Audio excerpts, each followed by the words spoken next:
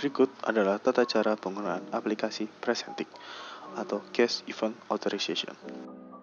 Untuk aplikasi Presentic sendiri dapat dimulai dengan membuka aplikasi Presentic itu sendiri.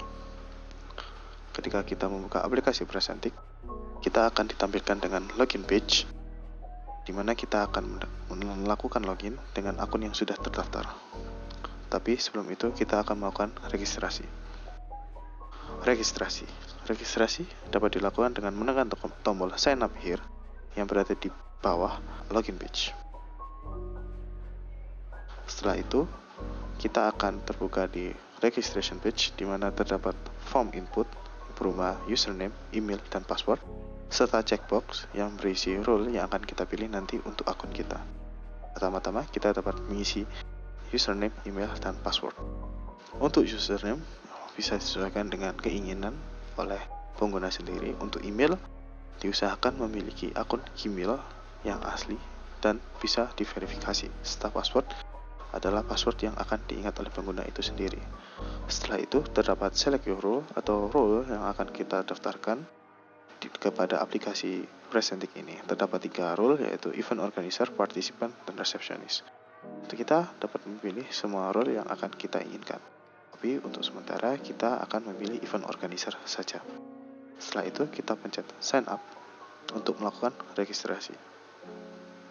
Setelah melakukan registrasi akan terdapat informasi sukses dan kita akan ke redirect menuju login page. Login dapat ada beberapa form yang harus dipenuhi seperti email dan password yang sudah didaftarkan serta role akun yang telah didaftarkan. Untuk email seperti tadi yang sudah kita isi di registrasi. Lalu password yang sudah kita isi tadi. Lalu kita memilih event organizer karena kita telah mendaftarkan akun kita dengan role event organizer saja. Setelah itu kita pencet tombol sign in. Maka kita akan terbuka di homepage. Terdapat homepage kosong dikarenakan kita belum memiliki event sama sekali. Lalu kita dapat melihat profile dari user itu sendiri dan kita dapat melakukan add event dengan menekan tombol plus yang ada di tengah bawah aplikasi. Tambah event di sini dapat dilakukan pertama kali dengan menambahkan foto event yang akan kita tambahkan. Untuk itu kita klik allow untuk membuka storage, lalu kita pilih seperti ini dan terdapat 2 authentication method.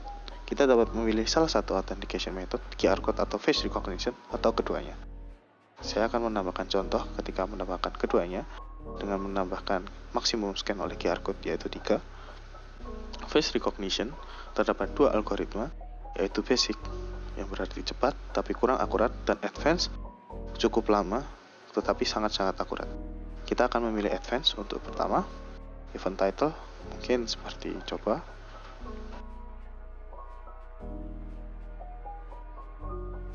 Lalu deskripsi. Dan kita dapat memilih tanggal acara. Kita memilih hari ini. Lalu waktu acara. Untuk sebagai contoh, saya akan memilih waktu acara dari pagi hari ini dan akhir hari ini. Setelah itu, kita dapat memilih venue atau tempat dari event itu sendiri. Klik allow untuk membuka Keymaps. Setelah itu, kita dapat mencari lokasi atau tempat dari event itu sendiri. Saya akan pilih Geraha Polinema.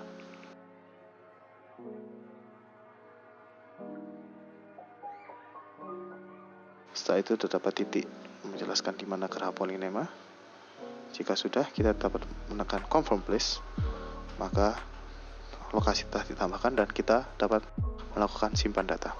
Dengan klik done. Akan muncul sukses ketika event telah sukses ditambahkan. Setelah itu, kita dapat menuju homepage untuk melihat event yang telah ditambahkan. Ketika ada today's event atau event yang terjadi di hari ini, maka akan muncul today's event dengan nama eventnya. Tapi ada juga event yang telah ditambahkan yang berada di bawah. Kita juga dapat melakukan search, tapi karena terdapat satu event, jadi kita hanya bisa melihat satu event saja.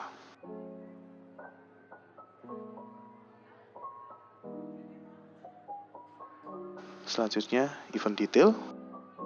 Event detail dapat kita lihat dengan menekan tombol event yang akan kita lihat. Di sini akan terdapat informasi-informasi mengenai event yang telah kita tambahkan. Terdapat tempat, kalender atau waktu, dan jam berapa lama event telah dilaksanakan.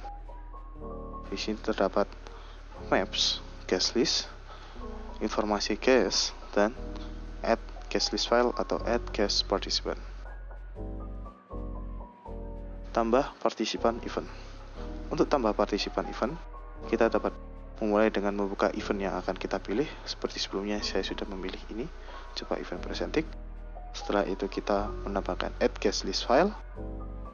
Dengan menekan tombol add guest list file, maka kita akan melihat paste add guest list file. Di sini kita dapat click here to choose your CSV or Excel file. Kita tekan itu.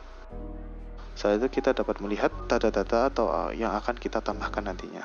Tapi sebelum itu, ketika kita tidak memiliki template atau format yang akan kita tambahkan, kita dapat memilih dengan klik this to see the supported guest list format. Di sini kita akan memilih akun Google yang ada. Lalu kita akan melihat bagaimana contoh template guest list. Di sini terdapat participant ID, name, email, phone number, kategori 1, kategori 1 value, kategori 2, kategori 2 value, and face image. Untuk participant ID adalah unique ID dari partisipan atau guest itu sendiri. Name adalah nama dari partisipan atau guest event itu sendiri. Email adalah email dari partisipan atau guest itu sendiri. Phone number di sini adalah nomor dari partisipan atau guest itu sendiri. Kategori 1 adalah nama dari kategori yang akan kita tambahkan, seperti contoh SIP number, jurusan, dan kelas. Lalu kategori 1 value adalah value atau sebuah isian dari kategori 1 yang telah kita tentukan. Hal itu juga sama dengan kategori 2 dan kategori 2 value. Lalu face image di sini adalah foto dari partisipan itu sendiri yang digunakan untuk sebagai data face recognition nantinya. Di sini bisa menekan drive Google dengan shareable link, dan di sini diharapkan untuk setiap partisipan memiliki foto yang berbeda, karena face image merupakan unique value. Ketika kita sudah membuat, kita akan kembali dan kita akan melakukan upload file dengan menekan click here to choose your file. Karena saya sudah memiliki data, saya akan contoh melakukan upload seperti ini dan akan diberikan informasi file apa yang akan kita upload. Lalu kita akan melakukan upload file, maka akan muncul tombol sukses dan ada informasi kalau encoding telah diproses. Berikut adalah contoh notifikasi encoding telah diproses. Kita akan menunggu encoding yang akan diproses sembari kita akan membuka-buka informasi yang lain. Guest list. Guest list di sini kita dapat melihat dengan kita menekan view guest list yang ada di dalam event detail itu sendiri. Guest list detail di sini terdapat list dari guest atau partisipan yang setelah kita tambahkan di CSV file tadi. Lalu ketika kita menekan nama dari guest yang akan kita lihat, maka kita akan melihat informasi yang telah dibutuhkan atau yang telah kita tambahkan sebelumnya, seperti ini. Lalu di sini ketika encoding telah selesai, terdapat notifikasi bahwa face encoding sukses. Send invitation email.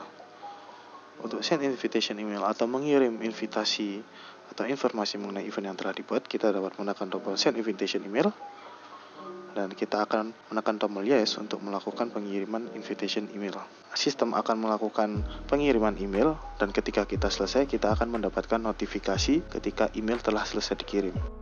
Seperti ini, email telah selesai dikirim untuk guest list. Untuk partisipan akan mendapatkan notifikasi email dari Gmail itu sendiri. Berikut adalah contoh Gmail yang telah dikirimkan. Gmail yang telah dikirimkan terdapat informasi mengenai apa event yang akan dihadiri oleh partisipan, lalu tempat di mana event itu akan dilaksanakan, waktu dari tanggal hingga waktu event itu mulai dan berakhir, dan location atau tempat di mana event itu akan berlangsung. Dan di bawah ini ada QR code, di mana kita akan melakukan scan QR code untuk nantinya kita akan melakukan absensi. Selanjutnya adalah absensi menggunakan manual. Absensi menggunakan manual dapat kita lakukan dengan menekan tombol arah yang berada di kanan bawah aplikasi ini sendiri. Lalu kita dapat menekan tombol plus dan kita akan muncul modal atau pop-up di mana kita akan melakukan ID yang telah kita tambahkan atau ID partisipan yang telah kita tambahkan. Seperti contoh ID seperti ini, maka ketika kita selesai menambahkan, kita akan dapat melakukan submit. Lalu akan muncul sukses ketika itu benar ID-nya dan akan memunculkan informasi siapa yang telah kita tambahkan. Absensi menggunakan face recognition. Absensi menggunakan face recognition dapat dilakukan dengan menekan tombol arah atas yang berada di kanan bawah aplikasi, lalu menekan icon face, dan kita akan melakukan recognition, dan kita akan melakukan allow untuk melakukan pictures atau record video, dan kita akan melakukan absensi seperti simulasi berikut ini.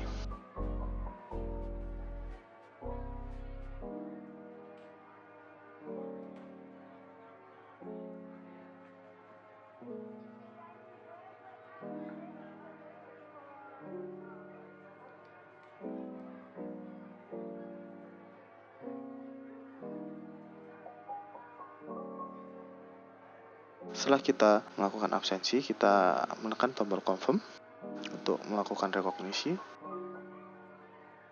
Setelah itu akan muncul siapa yang telah terrekognisi, dan kita akan mencet tombol yes untuk menyimpan data.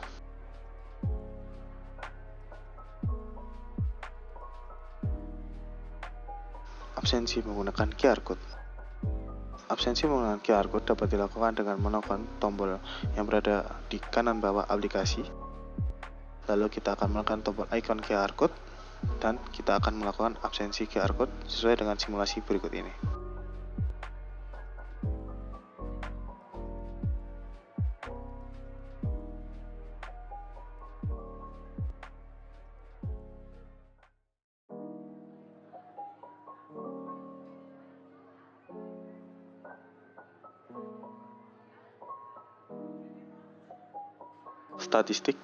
Statistik dapat kita lakukan dengan membuka event yang akan kita lihat.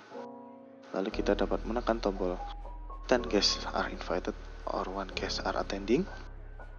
Lalu kita akan melihat all file access dan kita melakukan allow untuk presenting. Setelah selesai kita back dan kita dapat melihat statistik kapan kita melakukan attendance. Ketika kita ingin melakukan attendance atau download, kita dapat menekan tombol download yang berada di kanan atas aplikasi. Lalu kita muncul pop-up seperti ini dan kita melakukan yes untuk melakukan download. Lalu kita akan terdapat notifikasi ketika attendance telah selesai dan kita dapat melihat file yang telah selesai di-download. File yang telah selesai di-download terdapat isi berupa participant, name, attendance day, attendance date, attendance time, dan attendance location. Lalu kita dapat melihat apakah menggunakan QR code atau face recognition. Ketika menggunakan face recognition akan muncul data wajah di mana kita akan melakukan rekognisi, dan QR code akan memunculkan data QR code. Tetapi ketika keduanya false, maka di sini kita telah memasukkan data secara manual. Sekian penggunaan aplikasi Presentic. Terima kasih.